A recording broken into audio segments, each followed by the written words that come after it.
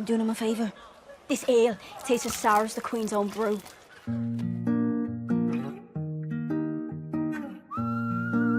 I drink and I know things.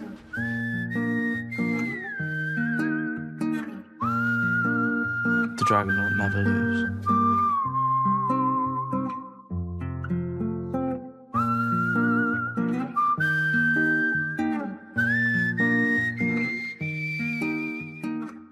Welcome back to Flagons and Dragons. I'm Sir Jamie, also known as the Golden Tripod, and I'm back in Westeros with a feller from Flea Bottom, Magnum Mills, to discuss A Knight of the Seven Kingdoms, the second prequel spin-off from Game of Thrones. We're breaking down the penultimate episode of Season 1, titled In the Name of the Mother.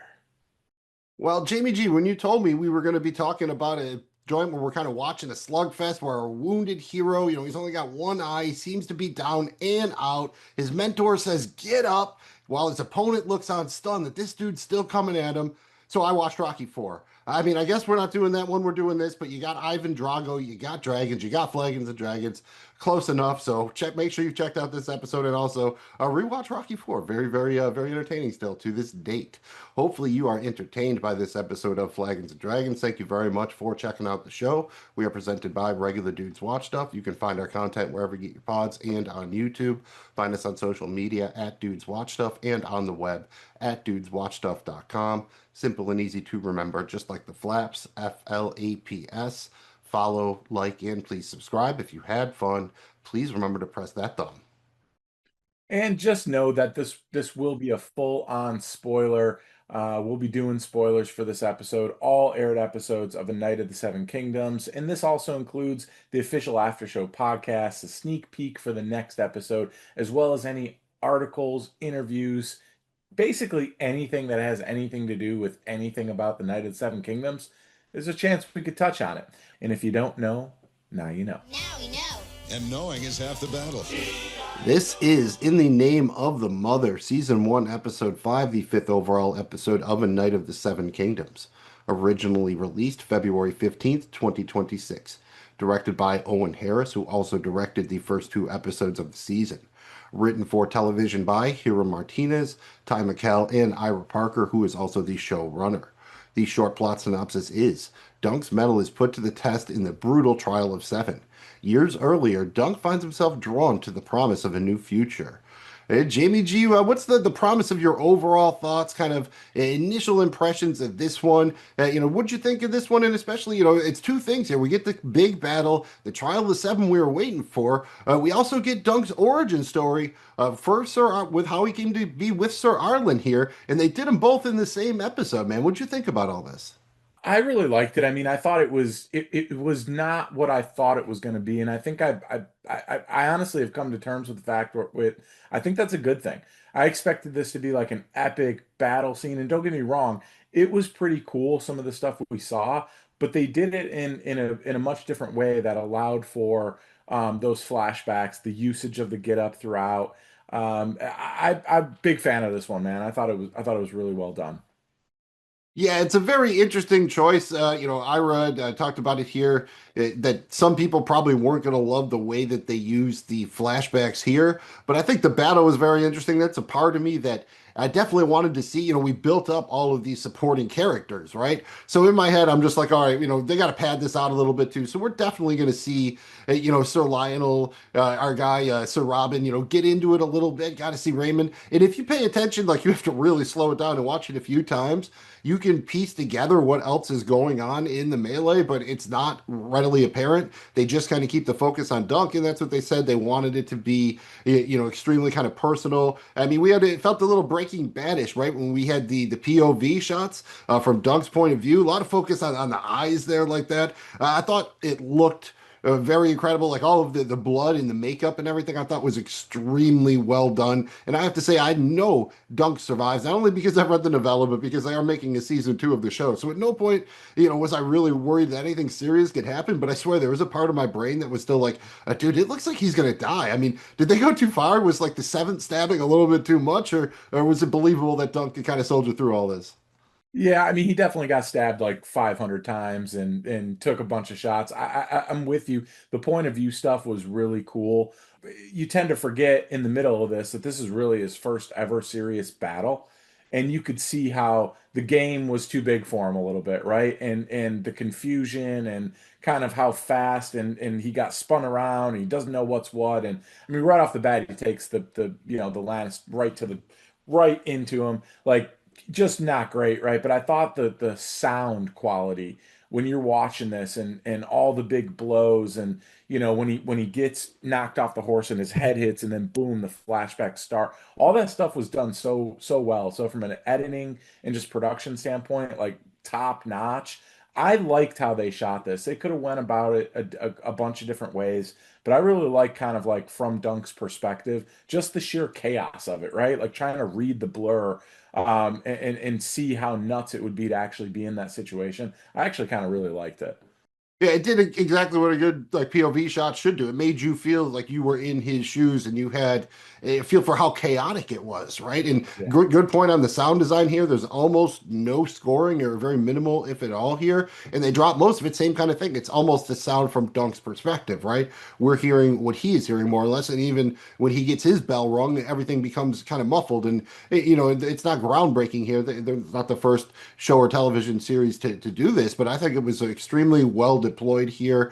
In my head, you think about it, you could see kind of a big oneer, right, where they go to all the individual fights and it swoops around to follow the horse. And I think that would be the House of Dragons version of this, or maybe even the Game of Thrones version, at least maybe season 5 or beyond of Game of Thrones, maybe not season 1, but I was thinking for something that was going to be a little bit larger scale, but at the end, it just comes down to just a brawl in the mud, right? It pretty much Yeah. developed into like a pure Royal Rumble last man standing, which is very true to the books. George writes something along the lines of like Arion could definitely defeat Sir Duncan the Tall, but he really didn't have a chance against Dunk from Flea Bottom. Because when it became a gutter fight, just pure animal instinct survival, that's where Dunk thrived, right? When he finally just got to use that brute force. I mean, it reminds you a little bit of the Mountain and the Viper, right? And they talked about this a little. They weren't necessarily going for just that or battle the bastards, but they definitely watched those things. And there was a little bit degree of that, right? Like once the mountain gets his paws on you, you're in deep doo doo. Yeah. Yeah. And he just, once he gave up, once it was just like life or death survival here, it was just that pure grit. And I love how you saw that pure grit from his origin story, and how he kind of made it right out of Flea Bottom and got to where he was. And then it shows up here at the end where he just uses the sheer force. Once he got on top of him, you knew it was kind of like, all right, dude, it doesn't matter. You've already stabbed him 100 times. He's on top of you, beating you. Now you're pretty much done, right? So I enjoyed just kind of the way that all came together. Yeah, and so, I made the joke about the Rocky, but there were so many things that just felt like that. Like the moment when he kind of gets up, Egg's screaming for him or whatever, and he gets up, the look Arion has, that's the same look like Apollo Creed had. That's the same look that Drago gets when he's like, he is iron. And he just looks at him like in complete disbelief. Like you can just see, like you said, like it just drains, like his soul drains from his body. He's like, there's no way I'm gonna actually keep this dude down. Like I'm kind of screwed. And he try like he gives it an effort there, but that's definitely the turning point there. What about the deployment of the flashback in the middle of the fight? Did you like that way? Because I think looking back, that's probably the best way, right? Because if it starts out the episode, it probably gets lost in the sauce once we go into the big melee. And if you put it at the end, it would feel really weird going for the Baylor thing, or even just cutting the end. I guess you come back for the Baylor reveal at the very end of it. But I think looking back on it, doing it when he got knocked out was the right way to go. Did the placement of it work for you? I think so. I mean, initially when I was watching it, I was kind of like, oh wow, all right, dang, we're not going to see this big, awesome, epic fight, right? And we did, and we didn't. Like it wasn't the fight scene that I thought I was going to see or that I was necessarily excited to see, but I think it worked, and I liked again how they used it as he got knocked out. The usage of the get up was pretty spectacular, just with both Sir Arlen of Pennytree, but also Egg in the crowd there. So I think it works, man. I really do. All right, let's get a little bit more in depth here because otherwise I think we're going to kind of jump to the end here. There was pretty much three parts of the episode. We had the initial kind of early battle, Dunk gets knocked out. Then we have all the flashbacks, and then we come back for more or less the rest of the battle. As far as the initial stuff there, we had the setup of what's a runner throughout the episode. We got a lot of bodily functions in this series so far. What do you think of the puking runner? It happens multiple times here. You get multiple Dunk pukes, you get Sir Raymond, even get Sir Pennytree puking mid-fight. Maybe that's where Dunk learned it from, right? Yeah, again, this show, for what it's worth, this season has shown multiple things like that in that vein. So didn't necessarily surprise me, but also I thought it spoke to just the sheer nerves. I mean, this is you're playing in the Super Bowl here, and you've never even played a game, even a preseason game. So I think the nerves kind of showed up there, and it was I guess appropriate usage of a good old puke. Shout out Lord Beesbury because that's a we didn't get a lot of that like famously in the books. Dario Naharis has like a crazy dyed blue mustache and everything. Shout out Lord Beesbury here who dyed the mustache to match the armor in his house colors. I thought that was a really nice touch there. Gotta have the dyed mustache, dude. That's where it's at. And we get Baylor kind of directing things here and talk about a plan gone wrong. The most important point, Jamie G, of the game plan, number one on the whiteboard: stay on your horse as long as possible. Dunk gets knocked off his horse in what, like right on the first pass immediately. Just boom goes the dynamite. So definitely a little bit of irony there. And there's also a little bit of irony too when they lay out the game plan and Baylor's like, "Oh, don't worry, I'll take care of the King's Guard because they're not allowed to hurt me." Is that honorable, Your Grace? The gods will let us know. Jamie G, that's a little bit of that there foreshadowing right there because I think did that. It's probably not that alone that made the gods mad, but I don't think it helped. Yeah, I don't think so either. And I like how they kind of left it at that. You had hinted at that last week that it'll be interesting to see how that plays out because technically they're not supposed to. And I like how they use that here to bring it full circle at the end. In double Alanis alert, you got the two A's and you got 2 points on the whiteboard. Point number two he gave to the gang: don't die. So not a great job of following his own advice, right? When you got the player coach involved, I think you got to make sure you're drinking your own juice here, or you're drinking the Kool-Aid that you're selling. And the other little callback we got here was Doug telling Egg he'd come back or he'd hunt him down with dogs or whatever, and then Egg gives the bark like he did before, but then this time you can tell like he's kind of putting it on. Like right after that, he gets all worried again. So how about Egg in the episode, man? Did you think they over cranked it a little bit? I think unfortunately there just wasn't a lot to do, so they tried to kind of give him his couple of big dramatic moments. But to me, they felt a little bit shoehorned in, and also it's hard to hear a kid of that age yell that loud without getting a little screech in there. Yeah, look, I think they were trying to, they've been building the relationship all season and they wanted you to feel the fear that Egg had, but also Egg really wanted him, I think, to kill his brother. And so you kind of see how nervous he is, and they tried to portray that. It may have been a tad over the top, but they're just like you said, I mean, there wasn't a ton here for him to do because the episode was really, he wasn't in the middle of it, right? I mean, he's in the crowd just like everyone else. Right. It's not like in a joust where he'd have to come back out with the multiple lances. Once you're set up in the melee, that's pretty much the end of the deal for the squire. I think, short of Right. if you get knocked out, they'll help haul you off the field more or less.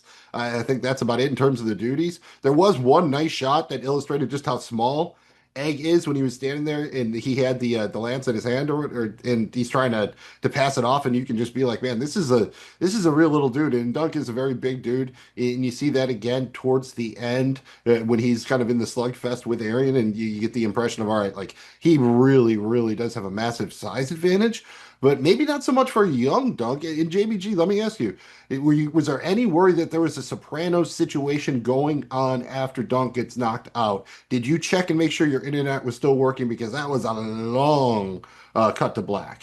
It was a little bit of a pause there to were like, wait a minute, is this really, it took you a minute to kind of figure out what was going on.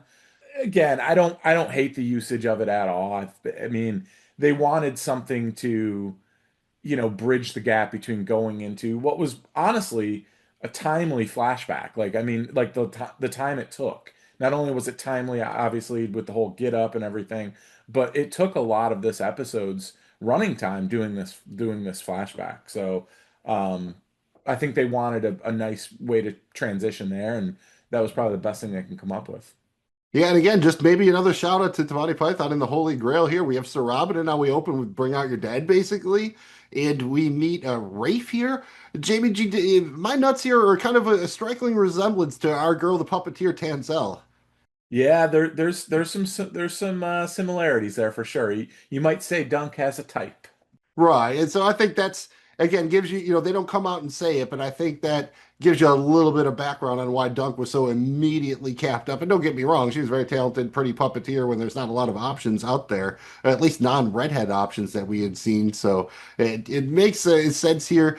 Shout out to the actress here. I remember I'd seen her before. She was in the first series of Foundation, which is also an excellent sci-fi series over on Apple TV. What do you think, JBG? Was Dunk just putting that dude out of his misery when he was dying, or was he trying to make sure he didn't get caught robbing the body? I think he was just trying to put him out of the misery, and probably a little column A, a little column B. But I think honestly, it was the gentleness of Dunk, right? Like he knew it was wrong. The guy was suffering. I think he was trying to do the right thing in his mind. I think so too. I don't think he was, he was, don't get me wrong, he still wanted to get some cash. If the dude's dead, he's not using it, but he didn't seem to be willfully, trying to harm the dude. On the other hand, Rafe's like, oh man, maybe we get a ransom for this guy. She's very practical, right? I got some Arya Starkish vibes from her, at least in that she's on a mission, right? She wants to escape. I thought she was a very fun addition to the episode, and honestly, she had almost all of the best lines.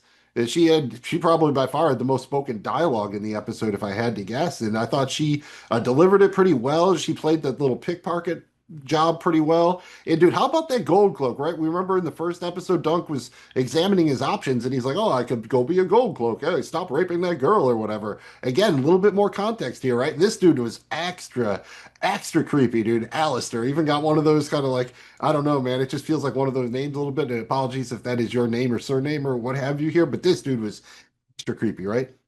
He was, man, and he played it well. I thought she did a great job with both things. I gotta admit, I didn't think he was gonna full blown slice her throat there at the end. That was like, oh wow, and you saw Dunk's reaction again in many ways, like you saw him just snap kind of and do something without really thinking when Tansia's finger was broken. So similar kind of thing here. It goes back, and you got the whole "I love you" situation with her. I think that was like kind of his first little love, and man, what horrible living conditions, man. But again, I enjoyed kind of They seeing. actually looked like their hidey hole, I think, was upper end there. Like compared to It the might rest have of been, Flea but Bottom, that looked decent. Bad access, but you got some yes, privacy. It looked actually kind of fairly quiet, fairly safe once you hard to get into.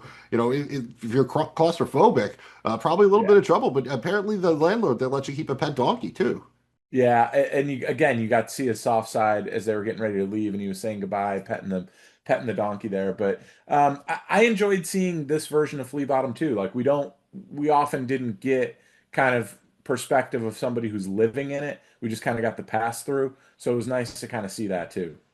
Oh, the initial shot there, man, of just all the people all just messed up and everything. Like that was not fun, man. It definitely gave you the impression of this is the slums, right? And Dunk even worries about that. That was probably maybe the best monologue young Dunk got. What if the free cities are no better than here? What if they're worse? Then we'll go someplace else. What if it's all shit? Every place. What if this is the best there is? That would be quite sad.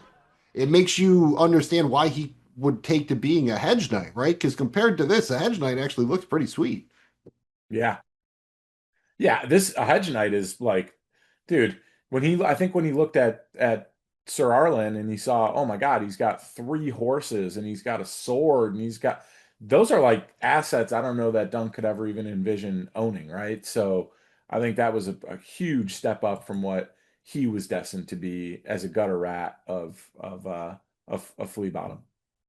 And she made the classic 2 mistakes here. Rafe did, one, the "I love you." That's always trouble whenever you see something like this. And then 2, she did the whole like, "Oh, imagine all of the great adventures we're gonna have when we sail away and do all this great stuff." again, if you paid attention to television and watch enough television, those are just like red flashing lights. Like this character is either going to be really important for a long time or they're in deep, deep trouble very, very soon. Any thoughts on Dunk's whole bit about his mother? Is that anything you really care about? I mean, to me, the impression I got was she either left him or she's dead. Either way, she's not coming back, and he's just, that's just a kid in him trying to hang on. Is that about how you read it, or did you have a different impression of kind of how he was dealing with the loss or absence of his mother? Well, I think it certainly is that, but it's also the loyalty aspect and his desire to have that, and the fact that he was willing to sacrifice and suffer just on the hope of maybe she would come back. I think it just speaks to kind of the character that like his character that they developed over the course of the season when you think about Dunk and like what he stands for. Yeah, just the thought of him waiting, it reminds me of the saddest episode of Futurama, Jurassic Park. Yes, the one with the dog. And shout out to Westeros, Jamie G. There are some real world similarities here. For instance, the price of the fare to the Free Cities to Essos is doubled. Inflation has hit Westeros as well. Can't escape it. It's global, man. It's global inflation.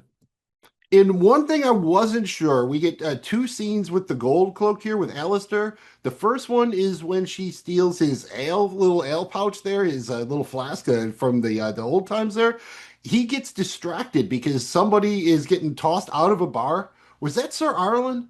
I watched it a couple of times. He had the gray hair. It's shot really quick. You don't get a shot of his face, but in my head canon, I think that's actually the first appearance of Sir Arlen. Did that thought cross your mind at all, or do you think they were just tossing out a rando?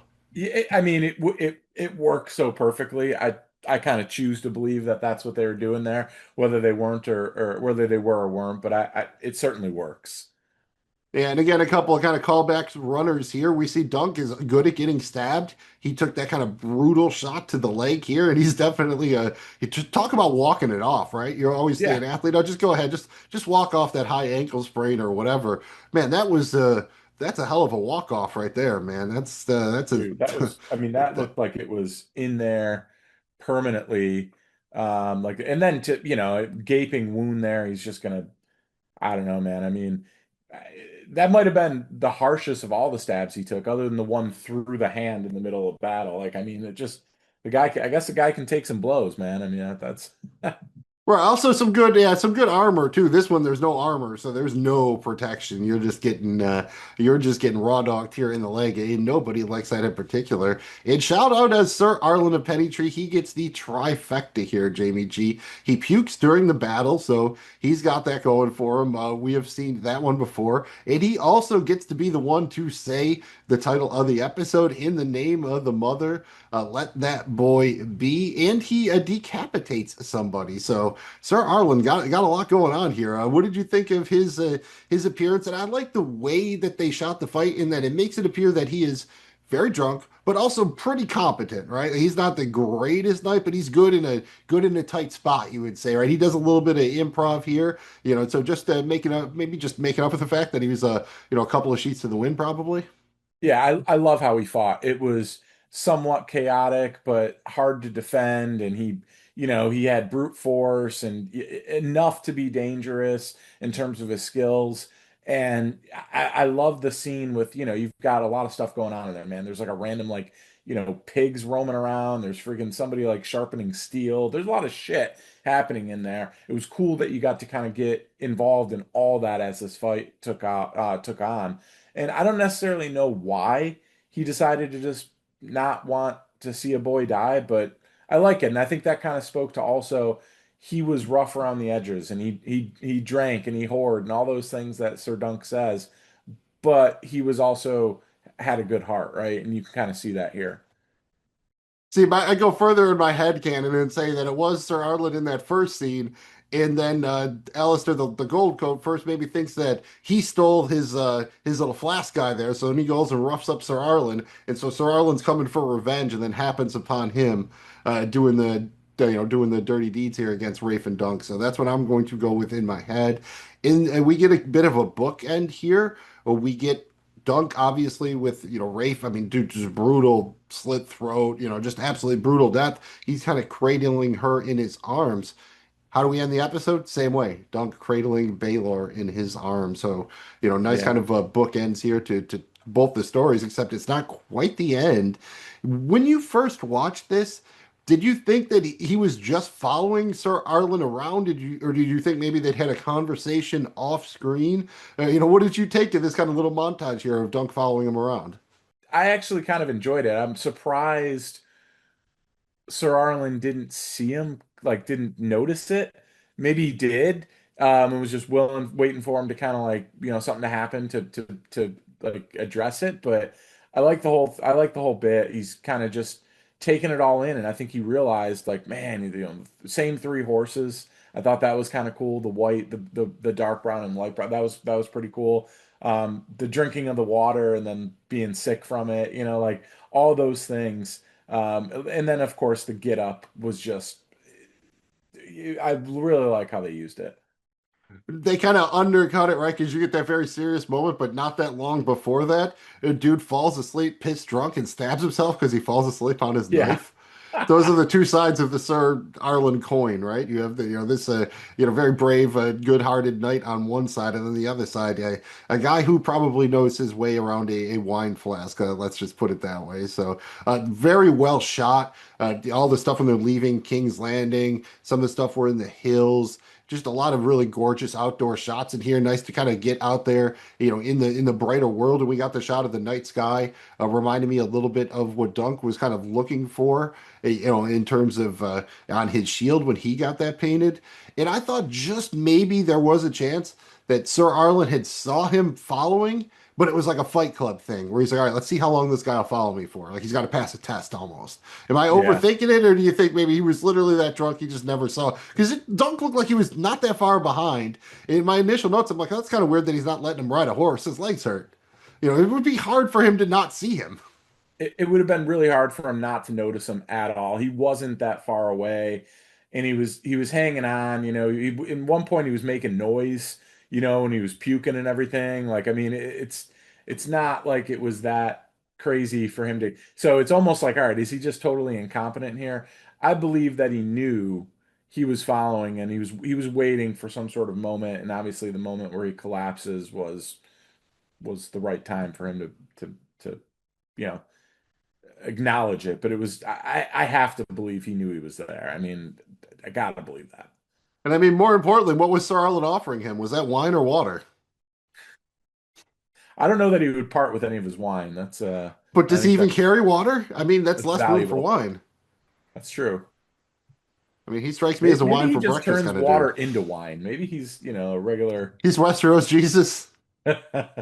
He's got the look. I mean, he, kind I of mean, like we he's haven't. certainly got a gift from God. You gotta have the He abs that we though, dude, caught because you get in crucified. episode You two gotta or have great three. abs. That's one of the things. Like, that's Dennis Reynolds, man. It's always about like, What I'm concerned about, I don't want to get too bulky. Right. I want to stay nice and lean and tight. I want to get that Jesus on the cross look. I You see know what what you're I mean? saying. I think that crucifixion must have been really good for your core because Absolutely. Jesus had like the Oh, best man. He had the right idea. Oh, Hey, my God. he knew no pain, no gain. he had good messages. I'm sure he started that. And then, we've talked about it. You get the cut here, you get up. And this is, again, so Rocky. Like, literally, he says that because Mickey loves you, you son of a bitch. Shout out, I just want to keep putting the Sir Arlen actor into things. Like, never remake Rocky, but if you were going to do, like, a skit or something like that, he should be Mickey. I think that would be perfect. Also, he could be on It's Always Sunny in Philadelphia if they did a sequel to The Gang Dances Their Asses Off. And he could just be one of Frank's bums, right? Like, let's just get him on a couple random episodes. Frank used to hire bums for a lot of stuff, so maybe we can get him involved there. And shout out Dunk, Jamie G. Just Herculean effort to get up for his troubles. He then gets hit about 5 times in about 3 seconds, right? Yeah, I mean, it's just an onslaught of an attack here, and again, it goes right back into kind of like the confusion of it all and how fast it's going, and I think his head's spinning a little bit here, and he definitely took some shots, man. That's putting it mildly. When he first got up and the dudes on horses are kind of coming by and just taking their shots, to me, it was like, this must be what it's like for an animal to walk into traffic. You know what I mean? When a deer tries to cross a highway or something, that's just how it felt to me there, that there's just nowhere you could go, and he's just getting spun around. It's almost like the cartoon where everybody kind of like teams up and they're using their own little powers or abilities or what have you. And he is just getting, spun around, spun around. Shout out Steely Pate, man. That armor was doing work. I do not know how Dunk was standing. How about that shot where he pulls the knife out of his hand again? We've seen it before. I mean, I'm old enough to remember Will Scarlet, Slater in Prince of Thieves, right? He gets an arrow through the hand. Pretty brutal here, though, right? I thought this was well done. Yeah, it was, and again, the sound quality here while it's happening was great. The slow kind of pull. Yeah, I mean, look, dude, credit Aaron. He put up a pretty good fight here. He was by far the more skilled and technical fighter of the two, but it just as soon as Big Dunk got on top of him, man, it just was over. Shout out our camp follower here, one of the redheads. Great moment when she jumps up and screams for Dunk. It's like when you're that one fan of the opposing team or something and no one else is cheering, and then one random person just jumps up. I thought that was a fun moment here. I don't know if Dunk noticed it, but it's always nice to have a fan in the crowd there. In credit to Arian, dude had some moves, right? Is it just me or did he successfully execute the underhanded sword throw? Yeah. Yeah, and stuck the landing too. I mean, right in the leg there, man. I mean, it was fast too. I mean, it was by far the more technical. I mean, he's been trained since a boy and all that, and it showed. Yeah, I think people want to compare him to Joffrey just because he is royalty and a real deranged asshole. Joffrey didn't have game like this. Joffrey didn't put in the work in. You can tell at least as bad as this dude is, he obviously put a lot of training in because he was fairly impressive. He definitely outclassed Dunk. He just can't compete with that size, strength, and ferocity. Right. Yeah.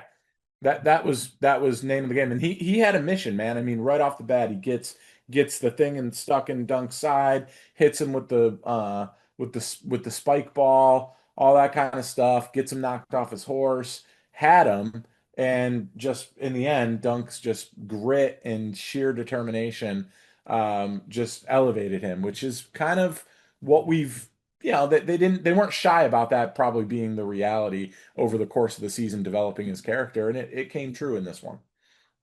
Talk about playing a game on your home turf. When it find like the less complex the fight got, the better Dunk was. At the beginning, everyone has multiple weapons. They're on horses. By the time it just comes down to like a knife, a shield in the mud, that's where Dunk can thrive. So I think it turned in his favor, and I think it made a lot of sense that it did so. I mean, did you have any problem with the fake out, I guess you'll call it, because it was pretty obvious Dunk wasn't going to be dead, but like the cut to black, he's just laying there for a minute, right? Again, I thought they milked it maybe a little bit too much, but I guess they're probably just trying to give Egg his moment to get a little something in for the episode, I guess. Yeah, going back to the well with the get up and the him laying there, it's like we all know he's not gonna die. I was never really ever thought crossed my mind like he's gonna die. I mean, it's been picked up for another season. Like, I mean, we kind of knew that. So to me, it might have been a bit overdone, but I thought it was fine. I'm really my only big critique here is we didn't get enough of my guy with the sickest eye patch in Westeros, dude. We didn't get Sir Riesling at all. I thought he was going to be out there dominating folk, and we just didn't get him. That's my real bummer for this episode. I'm with you there. I mean, I know they don't have the budget for it. I would have loved if they shot all that stuff anyways and just made an extended cut of the episode or something, just so we can see all of these characters that they set up. I don't remember their username, but somebody on the subreddit for the show did go through and basically piece together the fight from the flashes we see in the background. I thought maybe the most interesting things were that our guy, Sir Raymond, was one of the last guys left on his horse. And that's when Dunk's about to really get the business there. That's who comes through and saves Dunk. It's not Sir Lionel, it's just the freshly minted Sir Raymond coming through in the clutch. And at one point, we do see when Dunk has the upper hand on Arian, Makar's like, all right, I got to go help my son. The Kingsguard holds him back. Do you think that's because the Kingsguard, I mean, the only reason would be if they thought he could get hurt. So I think it's a level of respect here, right? Despite all of this, the Kingsguard were not confident enough that they could take on Dunk even in his diminished capacity. Yeah, no, they weren't. They didn't want yeah, any of that smoke.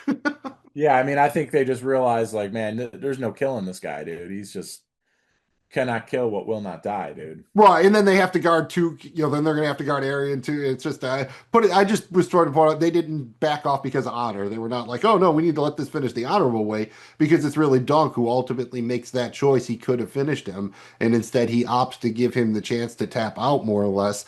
And there was also a quick shot too, establishing the Baylor thing. It's really quick, but when you look, Baylor, he's swinging his mace back, and he's trying to swing on Sir Lionel, it looks like, but when he swings it back, it just bashes Baylor in the back of the head. So he wasn't even necessarily swinging on him, it looked like. He was just bringing it back to try to strike the blow, and just caught him on the backswing, more or less. So definitely not intentional. And we get that final scene, shout out Steely Pate coming through. Talk about, if you want to go with the boxing movie parallels, talk about having a great corner man, a great cut guy, right? You got Steely Pate in there. Cut me, Mick, cut me, Mick. You got Dunk in there with the swollen eye. They're going to have to cut him out of the armor. We've heard that before on House of the Dragon. Then Baylor comes in. At what point did you realize something was wrong? When he didn't finish the sentence where in the realm, and then he just kind of ended. It's like, ooh, something's going on there. I didn't necessarily know it was that, but that's when it kind of hit me that like something's off here. Talk about great face acting. But watch this again and just look at Steely Pate when they start taking that helm off. And Raymond too. Shout out, they're both there, our guys, they're helping out. He does a very classic thing, again, a little bit reminiscent of a very famous shot from Breaking Bad here when he does the spin. I knew what was coming, and I was still not ready for the whole hole in the head. It was a big dude. It was a big gaper. He was missing at least, half of the back of his head there, so at least a quarter of it. So, yeah, that was significant, man. That was significant. They did it, right? Like 3 episodes in a row, more or less, they managed to find a real, absolutely nuts moment to close on.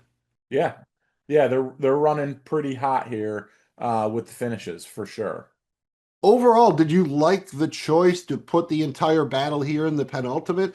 Because this feels it's going to be Game of Thrones style, right? This was the big action joint, and then we're going to get kind of the denouement set up for season 2 in the finale. Does that make sense, or do you wish maybe they would have pushed part of the battle off? I don't know that they really could have. I think once they kind of got boxed into doing it this episode, it just kind of felt like they're gonna have to finish it. There's enough happened here where there's gonna be a lot of fallout, and you're gonna have to figure out kind of what direction things are going. So I think there's enough to do here to still give a really solid episode to finish off the season, and get folks excited about season 2. Yeah, I mean, this certainly created some loose ends to tie up more or less. So I knew this moment was coming. I talked about it in the last episode. There were 3 moments I was really waiting for, and this was the third moment. I wasn't necessarily waiting for it because I was looking forward to it, but I just knew it was going to be extremely impactful. And I think once again they landed the plane on this one. So shout out Show. Yeah, show doing what show's supposed to do here, man. Show I thought things. it was, so far so good, and I'm trusting them to land the plane here. Yeah, With fingers that crossed. said, Mills, I think it is time to kick off the award tour here, starting with our favorite alternate episode titles. In the Name of the Mother, it's solid. I mean, don't get me wrong, but it doesn't exactly, I don't know, roll off the tongue. Do we got any fun alts for this one with perhaps a bit better alliteration? Well, I mean, you could go with the whole "in the name of" thing. "In the Name of the Father." That was actually the Daniel Day-Lewis movie from the early '90s about the IRA bomber. So we can't do that one. We could go "In the Name of the Brother," but that would just basically be an excuse to go to Desmond from Lost, who just famously called everybody brother, and you can go with like a 20-minute supercut of him just saying brother, which is pretty fantastic. But we can't do that. So how about "In the Name of Pearl Jam"?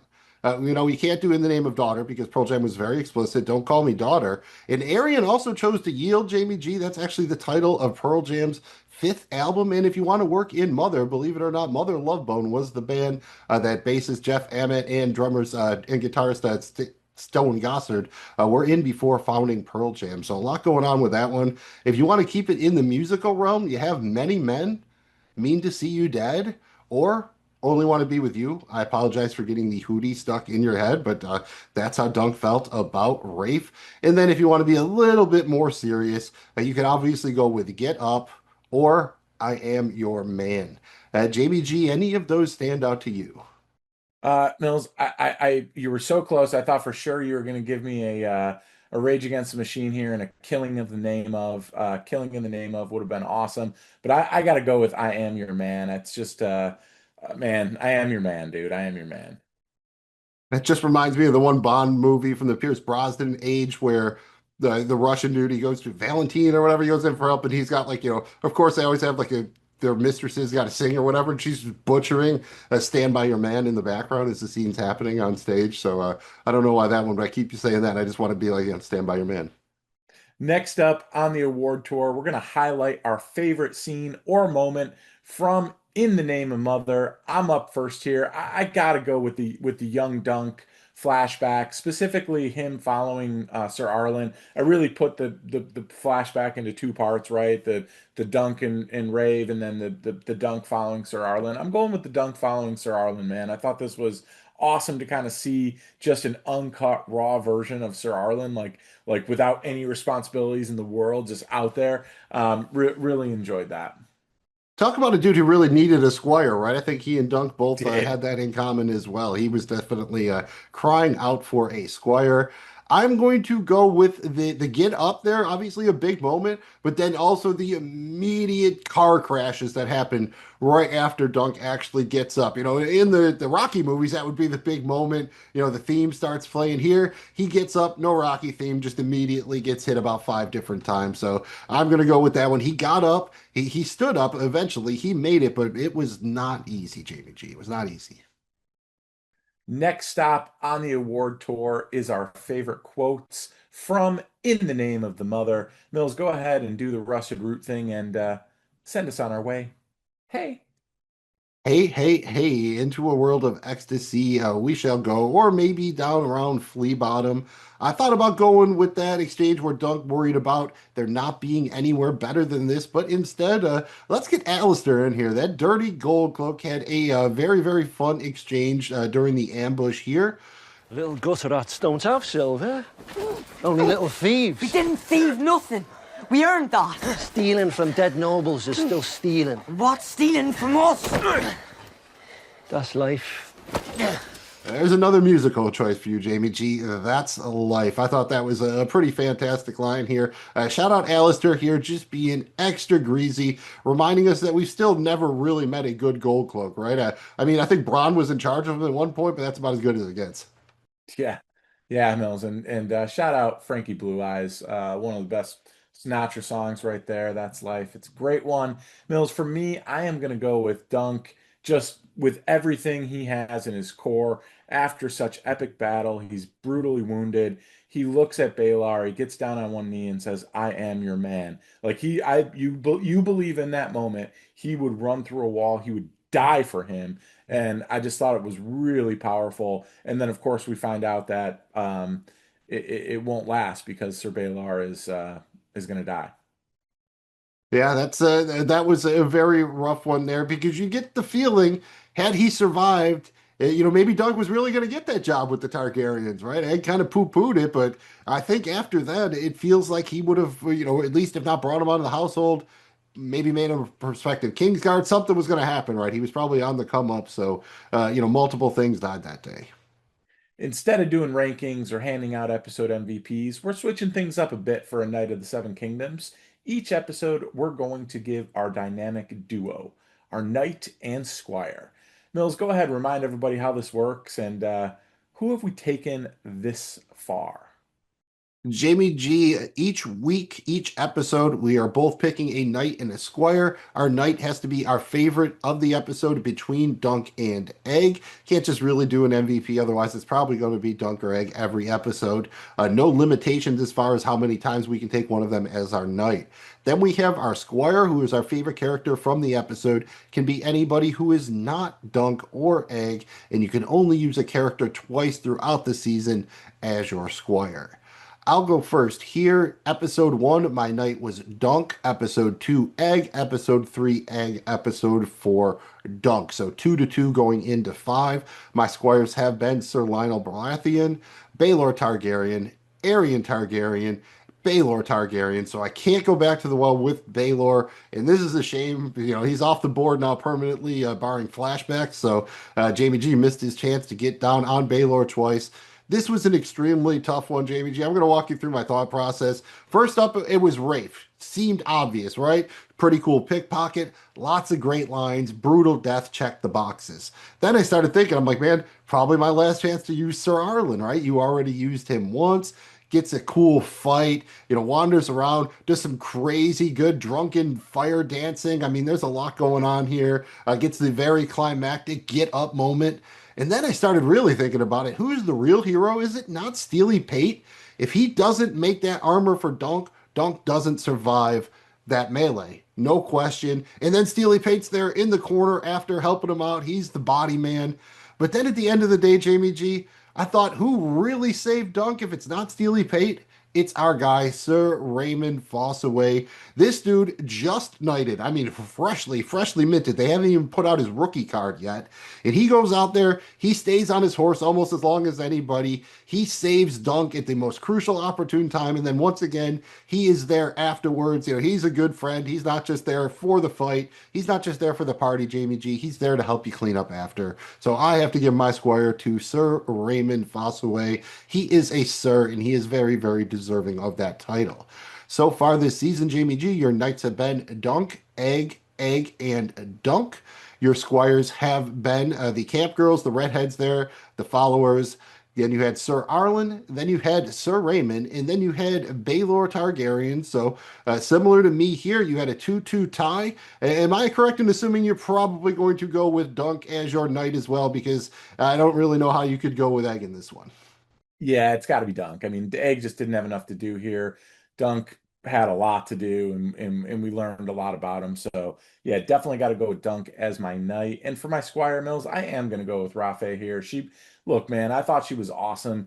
Dunk's first love. I think kind of that tragedy drove him to leave. Where I don't know that they would have ever left, really. I think she would have kept pushing, but I don't know that they would have had enough saved up to do it. That kind of pushed him. I think he's living in her honor, right? Up until kind of now he's living in for Sir Arlen's honor. So I think it's kind of cool that we got to kind of see his first love and what kind of developed him at a young age. So I got to go with Rafi here. I think that makes a lot of sense. And again, it also adds context to why he reacted the way he did when Tanzel was being assaulted. You could definitely see a little bit of that kind of, that PTSD, just the flashbacks there. Like, here we go again. Like, oh no, oh hell no, you're not doing this. Here we go again. Shout out DMX. The final stop on the award tour is our episode grades. And we've got 100 Flagons of Ale on the wall, and we're handing them out for each episode of A Night of the Seven Kingdoms. Mills, how many flagons have we handed out so far? Jamie G, consumption has been on the rise for me. I started out in episode 1 with 84 flagons, then went to 86 to 90, and then to 94 in the last episode. This is tough for me. These two were about the same, but I do wish maybe we had gotten just a touch more in terms of the actual battle, the melee itself. So I'm going to go down just a flagon here from last episode. I'm going to go with 93 flagons of ale. Jamie G, so far you have gone 80 flagons, 86, 85, 88. You had 88 miles an hour. You hit the Back to the Future. You're in the DeLorean. Are you going to make it into the 90s this week? We are, Mills, and we're gonna get just to the entry point, and we're gonna stay there for now with 90 flagons of ale. This was an awesome episode. The way they shot it, got a lot of respect for the directing, the editing on this one. It just was so gross and grimy with all the mud and everything going on in there. Really cool. Enjoyed the flashbacks. I think the episode on the whole, yes, you wanted to see kind of more of the fighting kind of in the melee and everything, but I like how they did it, man. I'm upping it by 2 flagons, and I'm going 90 flagons of ale. All right, we're both living in the 90s, and we got enough, a couple flagons left over for ourselves to consume if we need it, and we could probably consume that as we get into predictions here. There was a short sneak peek. We will be discussing that possibly a bit, so don't say we didn't warn you. The finale for season 1 is titled The Morrow. The synopsis is, as Ashford mourns a great loss, Dunk considers his next move. and whether to keep Egg as his squire. Once again, JBG, is this a case where they're trying to build up some dramatic tension where there is none? We know there's a season two, and this is a case in the books. There's not really, minor, super minor spoilers, but there's never really this idea that Dunk won't take Aegon in. His whole thing is like, well, he's got to live my lifestyle then. We can't just be going and shacking up at other lords' houses because he's with me. He has to live how I would live without. So do you think this is a case where they're maybe going to create some tension for the show? Or is this just the trailer being cute and they're kind of cutting to a different scene when Dunk says he's done with princes? Yeah, I think it's being cute. I mean, come on, dude. I mean, I think there's like a 0% chance that he's not squiring for him. So I think they're being cute, trying to do some gymnastics here on the psych out. And as far as Dunk, let's just say he's out of, legal trouble, so to speak. Do you think are there any other repercussions coming here for the fact that Baylor died in his defense, more or less? It seems like there could be and potentially should be, but the way the trailer kind of, looked, I don't know that there's going to be, at least not initially. And, I can ask you this because you don't really have the backstory of reading the books. How big of a blow do you think this strikes overall to the Targaryen dynasty? Is this just kind of a blip on the radar, or could this be one of the events that ultimately leads to their downfall? I think it's a domino, that kind of in the early string of dominoes, because we know that their downfall, like a lot of great regimes, takes a long time, right? 100+ years of slow decline to kind of get there. I think this is one of the starting blocks here. He was, I think, very well loved. I think it's a big loss. Obviously, they've got a bunch of other people in line and everything, but I think his wisdom, his calmness, his ability to kind of know history and not allow it to repeat itself, all those kind of things, I think it's a big loss, man. How about Arian? Do you think he can let this go, or do you think he might possibly still carry a vendetta? Yeah, I don't see him letting it go. How could he? He was He beat does not by really nobody. seem like, yeah, he doesn't You got really to seem kill like a him. let He's it not go going to guy. let this go. Like he. Yeah, he's not that kind of guy. In the finale, how much work do you care about them doing to set up season two? Do you want them to spend a decent amount of time? Do you care if they really don't do any at all and leave it up in the air? What are you looking for in terms of kind of closure and then moving on to the next season here? Yeah, well, I guess Mills, if it's going to be 3 years before I get another season, then I kind of don't want a lot of work on it. I don't want a massive cliffhanger. If it's going to be a year or 18 months, then probably a little bit. I guess the right answer is enough to excite me, but still enough to fulfill a season finale, right? Like so I think there's a delicate balance there where you can't just sandbag everything and push it over until season two. You still got to deliver on, you can't have a lackluster season finale. I think people will remember that when grading the show. And so far, they've delivered each and every episode. You can't take your foot off the gas at this point, but you do have to do enough to set it up so there's some excitement building in the off season here while we wait for season two. Well, you will be very pleased to know that they are already filming season two, and the idea is hopefully it should drop roughly the same time, so very early 2027. So we shouldn't have to wait that long, and that's one of the good things when you don't have as many CGI effects on the show. Less dragons isn't always more fun, but it does mean that there's less turnaround time, so we've got that going for us, which is nice. In the finale, are we going to get one last rager at Sir Lionel's tent? I hope so, man. And I hope it's a big one, dude. I hope it's a celebration mourning the death of Baelor, the victory of Dunk. I want all of it combined. I want there to be song and dance and everything, man. I'm going to go with this is not in anything, so I feel comfortable making this prediction. I'm saying that Sir Raymond gets to hook up with our redheads, like all three of them at once. He deserves it. That would be I awesome think too. he does, dude. I think he does. How about the flashbacks here? Are we done with Sir Arlen? I don't think so. I think we'll get him. I think we'll get him one more time here, even if just in a snippet. But I don't think so. I think they've been pretty consistent with it. I expect it to continue here in the season finale. I mean, if they're going full comedy, right, you just end with him like a Force Ghost from Star Wars, kind of the blue ghost outline just standing on the hill, watching Duncan Egg, walk to his next adventure or something like that. So, any other kind of a free-for-all predictions here? Again, it's a little tough because I do know where this one ends and where it goes after this. Anything else you want to throw out there? I think we're going to get a little bit more with the other brother, the one that has the visions here. I think we're going to get a little bit more with him here in this next episode. Yeah, and I think we're getting Valar too, who we have not seen. So we're going to get just about all the Targaryens we can handle. Here's a fun one because there's been some speculation online about the picture we saw for the funeral. Do you think the king will be at the funeral? Yes, I would hope so. Well, it's one of those, if they're keeping to the geography as early Game of Thrones did, it would be roughly 2 weeks to travel from King's Landing to where they are. And again, no dragons here, so no fast travel option enabled. So there is some argument online about whether one of the characters seen in the teaser is actually the king. So I'm curious. That's not the way it went down in the novella, but it really wouldn't change too much for that to happen, other than the travel time might be a little bit messed up. So that would be kind of interesting because I don't think anybody anticipated meeting the king here. Maybe that could be where we set up a little bit of connective tissue for next season. So overall, man, I think that about does it. This has been another episode of Flagons and Dragons. Once again, thank you very much for checking out the show.